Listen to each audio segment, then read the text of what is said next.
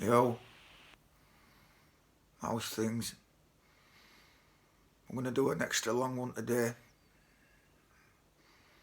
Probably be 3/4 of an hour.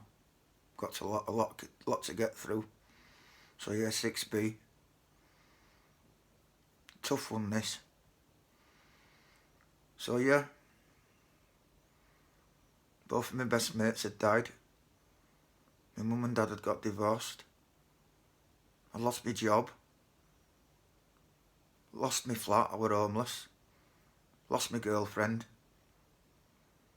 My mates that I went clubbing with had stopped coming around when I lived at Rob's ages ago because all I did was gouch and they didn't agree with gear. So I lost them.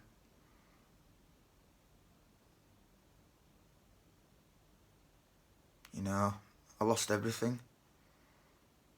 And now I found myself in a fucking bail hostel in Clarendon Road. So yeah, you know what it is? I tried loads of time to do my detox, to do my rattle. I were in this bail hostel, right, and I thought I'll do it on speed. I thought I'll be able to get over withdrawal symptoms if I'm up on speed. Anyway, so I bought loads of speed. So I'm pinning it up right in my room. Day 1, day 2, day 3, day 4, still rattling, yeah. Honest to God's truth, yeah. I swear on my parents' lives. I did 7 days and 8 nights without any sleep. But I was still rattling after 7 days. But what happened is, I remember going out of my room, but next thing I remember is waking up on top of the stairs. I were on top floor. Women were on ground had living room and staff office. Birds had middle floor and men were in top. And I've woke up on top of this landing, yeah, laid on floor. And Andy, that my mate I told you about in 5B, he sat over me. You alright? You alright? I says, what am I doing on floor? What happened? He says, I was coming up steps and he says, you were having a fit. You were having a fit on landing, you were all jiggling all over. He says, what's the matter? How come? I says, I tried to do my rattle on speed. I says, I ain't slept in nearly 8 days. He went, you kidding? I says, no. I says, I ain't had any sleep in 8 days. Basically, my body couldn't take it. You know, it just couldn't handle it. It give up. So yeah, you know what it is? This lad, no money coming in, you know, and I had an habit to feed. But I tell you what, this kid, boy, he were a brilliant shoplifter. And you know what it is? He taught me everything he knew. We used to go to town, right, like 9 o'clock in the morning. And like, you might be able to recall if you're from Leeds when Body Shop were on Briggate. And he'd go into places like that, he'd go in, yeah. And I'd be stood round corner right next to the shop with a big bag. And he'd walk in there, right, and he'd waltz out with about 6 gift sets, you know, about £25-30 each, stacked on top of each other. And he'd walk quickly out, right, and he'd just dump them in my bag and then we'd split in 2 directions, you know, just in case security come out after him and he didn't have out on him.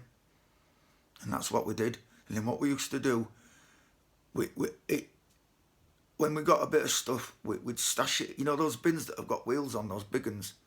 Yeah, we had them and we'd stash them in bin and put cardboard over them so you couldn't see it. And then we'd do another shop. And we'd go around and we'd do about 4 hours in town, leave about 5 or 6 drops in bins. And then about 1 o'clock, 2 o'clock, we'd go collect all the stuff, right, that we'd pinched. And he had loads of customers already that were buying, you know, some stuff were to order. But it were absolutely brilliant. And it was like a new career for me. Well, it was. You know, I was learning. Because, you know, there's a lot to it. Confidence. That's your key thing. Confidence. can't look about, you know what I mean? No, you got to fucking walk in there, right, as if you weren't placed. Yeah, there's loads. Anyway, he did. We did it for months. You know, we were earning about £200-300 a day. So about you know, about 150 quid each to pay for his habit. And we'd go to hospital, Clarendon Wing toilets, and we'd have a dig a gear in there, and we'd use you know a can, like a can of pop. We'd rip that open and use bottom to cook it on spoon. But yeah, it was bad. I would talk about a fish out of water. You know what I mean? Middle class boy, graphic designer. Used to go to work in a suit and tie and have cars and motorbikes and went on holiday. And now I'm fucking shoplifting, living in a bail hostel. So yeah, that's what we did. We were up to all sorts. You know, opportunist things as well. You know, I did all sorts. You know, I'm ashamed. You know, what I did was wrong. But I can't begin to tell you what withdrawals like. Like I say, I might approach that later, but now in the time. Anyway, you know what it is? I got into more trouble. Even though I got on like a methadone script, I was still using. And me and a couple of other lads, Andy went with me. We had to be in at 11 o'clock at this bail hostel, right? About 10 o'clock, yeah. Me and these two lads, right? We've only fucking robbed a student in a phone box. The student was in a phone box. See, it went at university, you know, Clarendon Road, where all students live. And we fucking robbed a student with an hammer in a phone box. And fucking mad thing was, he only had about 50 pence on him. Anyway, his phone fucking busies. Fucking 6 in the morning, next day, fucking doors opened up by staff. We've all been carted off to fucking Nick. And that were it. See, you know what it is? You get into trouble, right? You start getting into trouble, and you get bail, and you get a slap on the wrist, and you get probation, and you get community service. And as you keep getting more into trouble, it gets more serious. And I'd been in trouble loads of times, and you know it was such a serious crime. I got remanded in a prison. Fucking hell. Armley fucking jail, HMP Leeds. I can't begin to tell you what it's like when you go up from D1 right onto the main wing. Massive fucking building with floors, just cell after cell after cell. And remember that you come up these spiral staircases from ground floor where you get booked in. It takes about 2 hours to get booked in. And remember, I had my bed pack on me and my clothes and shit, and we're going up these spiral staircases. And this I'm going to use a lot of slang in this, but I'll tell you what it means. I use a lot of prison lingo, you know what I mean, and slang, but I'll tell you what it means. Anyway, this kangaroo screw, this kangaroo shouted up to this bloke who was in front of me with his bed pack, going up this spiral staircase. He says, "What did you get, Fred?" He went, 27. I thought, fucking hell, 27 months, that's, you know, you want 27 months, the guy just got 27 year. 27 year. We met loads of lifers in there, but yeah, we're on remand. But you know what it was? Back in the day, it were alright, it were all old screws, you know, were on decent money. You know, they used to put pornos on video channel on the night, food was brilliant. 3 cooked meals a day, big duff, big pudding, custard and sponge. And, but you know what it is? I got really depressed, me. I really, I wasn't handling it very well. And you know what it is? I just didn't care anymore. I just didn't care. I remember being in cell and my pad mate were on bed, right? And I just like it like I went on autopilot. I just got a razor, right? And I got you. What you do is you got plastic knife and fork, and you push knife into the gap where the blade is, and you snap top bit off, and you can take blade out. And he's watching me do this. He's a pad mate. I've got blade out, and I've just run it straight down through my wrists. Woof. Fuck off. Fucking blood spurting everywhere. Big fucking open wound. So I'm like sort of like in shock at what I'd done. I just didn't think. I just did it. Well, he's jumped down off at bunker out and he's bolting fucking jigger. That's door. Bolting jigger. Boom, boom, boom, boom. Boss, boss, boss. The fucking kanga screws open door, right? Seen me anyway. Fucking hospital job. I still can't feel that ring finger today on my left hand. I still have no feeling in top of my finger. And it's always been a fucking thorn in my side, man, because I learned to play guitar further on in the story, and I fucking couldn't do strings properly because I had no feeling here. But yeah, anyway, 12 stitches, got stitched up. But yeah, I'm really fucking depressed, you know what I mean? But, you know what I mean, you battle through it, don't you? You know? And I started to understand that it's like experiences like this that actually make you stronger and wiser, you know? And I'm going to come to that in a minute. I've got loads of... Oh, man, listen, please keep listening, because I've got loads of stuff to say. Honest to God, proper. Listen, you'll benefit from watching this, trust me. So, yeah, fucking... Armley, I was in Armley for about 7 months. Went to court, pleaded guilty, and got 3 years. So... Anyway, yeah, but you know what it is? I learnt to throw lines. You tear a strip off your bed sheet, and you'd fucking tie them all together, and then you'd get away. You deodorant, underarm deodorant, and you'd get your arm out window, and you'd swing it, and a couple of pads down, 3 pads down, next lad would stick his bog brush out at window, and you'd throw a line in it, go right over right, and catch on bog brush, and you'd be linked up. I mean, I learnt to throw out a line. I could throw a line 6 pads, me. I've even seen separate wings joined up with a line. It were amazing stuff. You know what you learn? I learnt how to make a kettle out of 2 razor blades, a matchstick, and some Kit Kat foil. A fucking kettle. It were mad. Because there were no kettles in them days. It were hot water. What you do is you get this matchstick, right, and you get 2 razor blades, and you put matchstick in the one little bit of razor blade in it all, and then other side of the matchstick you put another razor blade where holes are, and then you get some Kit Kat foil and you twine it round into like a twisted thingy, and you'd attach it to both blades, and then you'd get another matchstick and you'd put it in top at socket where it plug was, you know, top hole, and you'd push matchstick in, right, and it'd lower things that, you know, plug guards that come down, and you'd stick your 2 ends of your Kit Kat foil in bottom 2 holes at socket, and then you'd get some library books, right, and you'd stack them up on table, and you'd get a cup of water, you'd fill it with water, and you'd submerge the blades, put your cup on top of the books, and you'd submerge the blade, and then you'd flick your socket on your wall, yeah, and these little bubbles would come off red blades, and it'd boil your water. You learnt tricks like that. You know what it is? I used to go around, back in them days, there were sell cards on doors, and it used to say your name and what sentence you were doing. They don't do that now.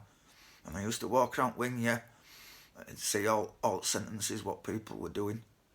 But you know what it is? I got through it. You know what it is? I learnt to stick up for myself as well. I learnt to, like, it hardened me. It did. It hardened me. It were a truly, you know, I look back on it all now, right? And I'm sort of, I'm glad I did it. I'm glad I went through it, because, anyway, you know what it is, I'm not going to talk about this now, I'll talk about it later. But anyway, you know what it is, I've got, Armley's a dispersal jail. You're only there till, like, when you're going through court. And I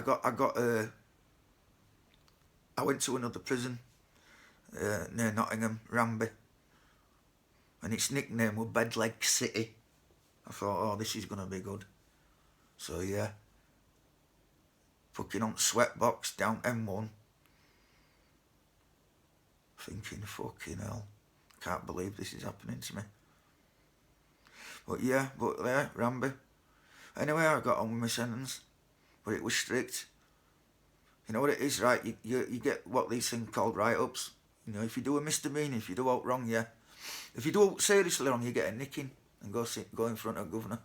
But if it's just a minor thing, you get what they call a write-up, and it goes on your file. And if you get 3 write-ups right in a month, yeah, you got basic. And basic were like a wing on its own, right? It was G-wing. F-wing were induction, G-wing were basic, D&E wing were just like really nice wings like Armley, and then you got your spurs on the A-wing, and then you got your billets. It was an old Air Force base at one point. But yeah, you know, it is. I settled. It was surprising how quickly I got into it. You know what it is? I started doing portraits, drawing portraits, yeah, of photographs to make money. You know, I pay for my weed. Yeah, I smoked weed in there, and yeah. I remember being on a thing, right, and I'd done about 3 weeks there, and my pad mate had got out, and I was sat, yeah, you had to buy fucking batteries for your radio, right, because they didn't even have electric in pads. Kettle was running Armley, but Ramby didn't have electric in pads, no sockets, no tellies, you know what I mean? Anyway, I've sat there, right, listening to the radio, thinking, oh, am I going to get in fucking door now? What's it going to be like? You know what I mean? And I thought to myself, oh, he'll be like a young fucking twocket or something from East End Park or somewhere, or some fucking plastic gangster from Nottingham. And I thought I had it in my mind. Anyway, fucking jiggers opened, right?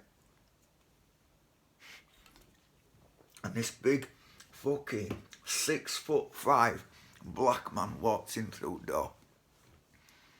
And I thought, oh. Anyway, he was called Angus. But you know what it was? It was the best pad mate I ever had through my prison experience. And I've done a lot of jail. Believe me, I've done loads of jail. He was fucking sorted. You know what it is? We used to amuse ourselves, you know, do stupid stuff like, you know, because it was quite a strict prison, you know what I mean? And we'd play cards and we'd come up with stupid fucking bets, you know, for the loser. And I said to Angus, I said, right, whoever loses this, right, they've got to go, when Jigger opens to get water from boiler, which we're down wing, I says, whoever loses, they've got to wear like a cape, like a bed sheet, like round the necks, you know, like a fucking Superman cape, yeah? And they've got to go to boiler and get water, you know, and don't forget all doors were open and they're all cons there, you know, a few of them all queuing up. Anyway, we've had this game of cards and he's lost as Angus. Anyway, it was a proper sport. I mean, you wouldn't think it, yeah. It was fucking sorted. Anyway, I got this bed sheet and he's tied it round his neck, right? Anyway, the Jigger's opened and he's flew out to the boiler and everyone's just fucking all looking at him, laughing, and you know, they're all fucking creased. He's run over to the boiler, he's filled cups up and he's run back in fucking pad. Everyone's like, what the fuck is he doing? Anyway, I lost the next game and I had to eat an hard-boiled egg with shell. You know, with shell on. Ooh, I did it. Anyway, we had one more game, right, and we couldn't think of what to do, and I just thought of something stupid. I said, right, tell you what, it's going to be, Clocky's going to be coming round to open flaps in a minute indoors to do count.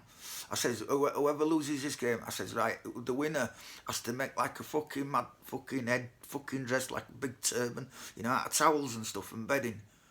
And he fucking lost, yeah. Oh, man. You had to do it just to amuse yourself in pad. I mean, you were locked up 23 hours a day. And I made this fucking thing, and it was like bed sheets and towels, and it was like a big fucking turban. He looked to the right, bell end. And Clocky's looked through the door, right, and he's looked at me and Angus playing cards, and he's got this big fucking thing on his head. And he just shakes his head. But you know what it is, I got right into it and I was a flyer, me. I used to fly around wing, juggling strong, doing my portraits, business, outdoors, talking, doing it, fucking flying about, you know what I mean, on association. But yeah, it was a fucking mental jail. But yeah, I got loads of write-ups. I ended up on G-Wing, basic. Oh, fucking hell. Sandwiches for dinner, batteries for your radio, you can only spend £5 a week. You had association 1 in 3 days for half an hour's exercise, and if you got a write-up while you're on basic, your 30 days on basic started again. So you do 30 days on basic, right, and if you got a write-up, they'd start again. Do you know how long I spent on that basic wing? 9 months. Nearly a year on that wing. I could never get off it. It were ruthless. I just used to write loads of letters. I used to write to a couple of birds in Low Newton and Newhall. But it was strict. It were that harsh conditions. I were witness to like a mini riot. They were doing sit-outs on yard and they were refusing to come in. And there were these lads from Bradford, and the lad were called Polly. And there were 3 of them, right, and then there were 2 of them got on their 3 shoulders, and then Polly climbed up there, and they got out into the main compound from exercise yard.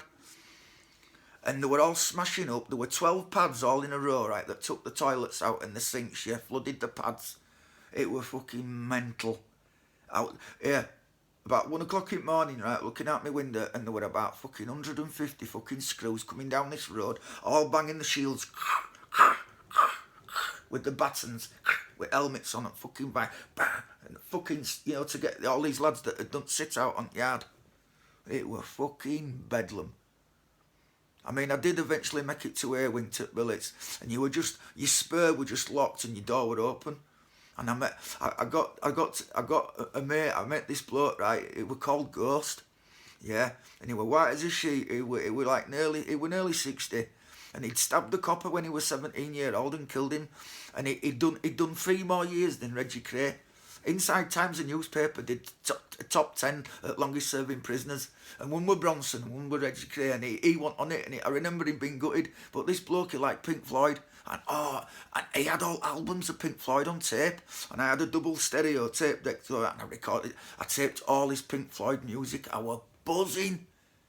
So I used to get a spliff, right? I used to pay ½ ounce of weed for a spliff, soap bar, and you chop it up and squash it, right? And you do what they call spots. You squash it with your spoon right thin, after you heated it up, and you chop it into little squares.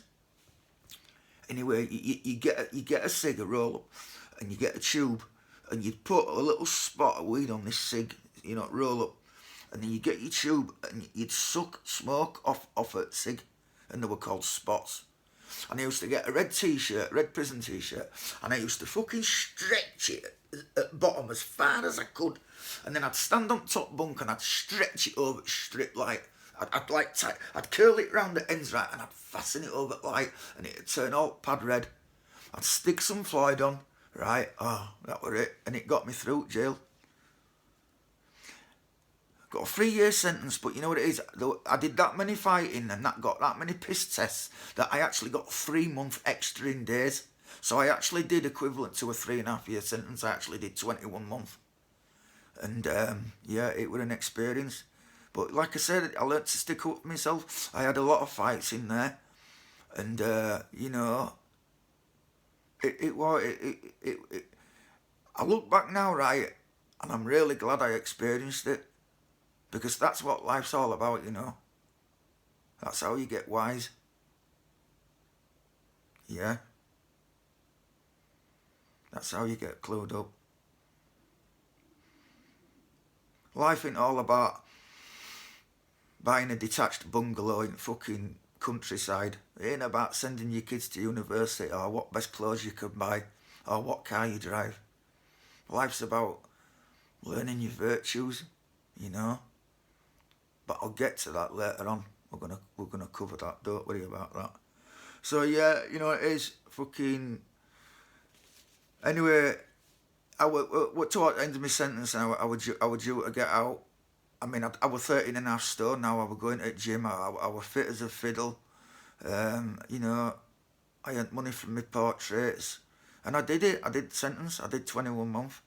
Anyway, I didn't have anywhere to get out, live when I got out, right? And I got about 3 months before I was due to leave, I got in touch with this charity called Stonham, and they provide housing for prisoners when they leave prison and they've got nowhere to go. Anyway, this charity helped me.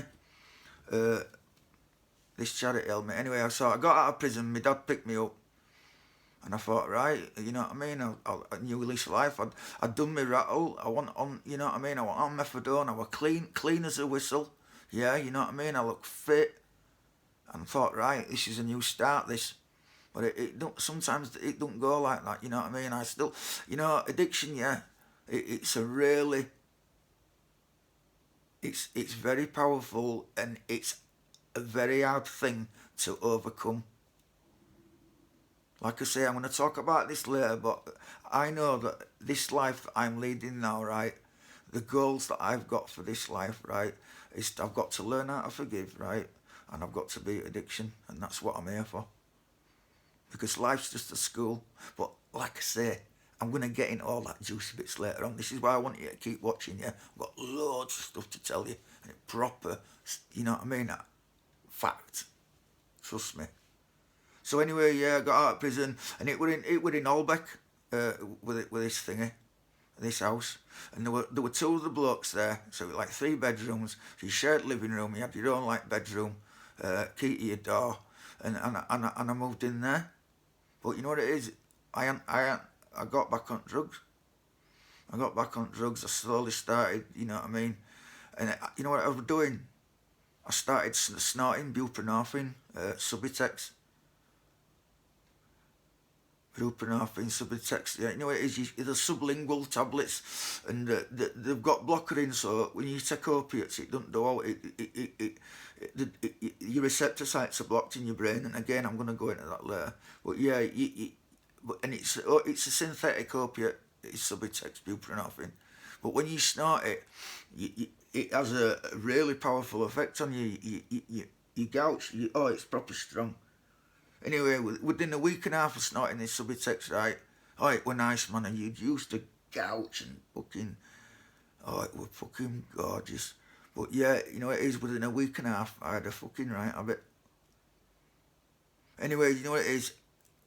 I fucking stopped using it. You know what it is? I've never rattled as much in all my life. Well, I have, but that's another story. But it was a bad roll. But yeah, I did it a week. I managed to do it. And listen, I've got a story for you next, right? And it's just amazing. It's just amazing. Listen, what happened? I got to know this local weed dealer called Ada, and fucking something mad happened to me. Listen, I'm going to tell you that in the next chapter. Listen, keep watching, yeah? I hope I ain't fucking depressing you, man. Listen, honest to God, just keep watching, man. Listen, take care of yourselves out there, yeah? Respect.